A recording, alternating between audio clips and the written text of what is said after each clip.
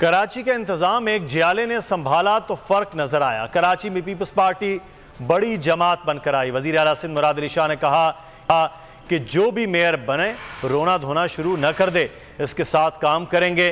MQM election में हिस्सा लेती तो हमें मजीद सीटें मिलती।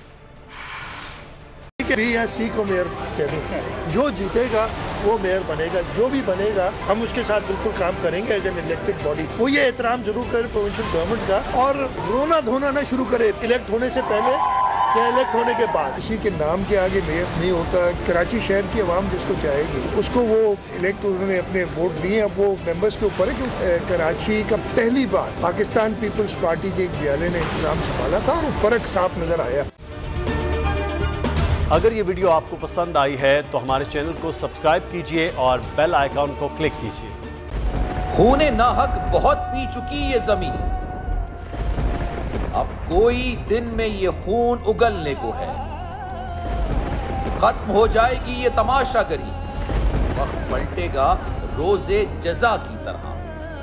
ये जो पेशावर में ताजा लहू है बहा, एक क़यामत करेगा फलक पर बपा।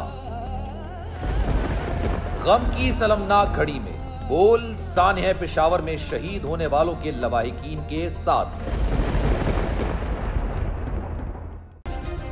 सब्सक्राइब करें और बेल दबाएं ताकि कोई खबर रह न जाए।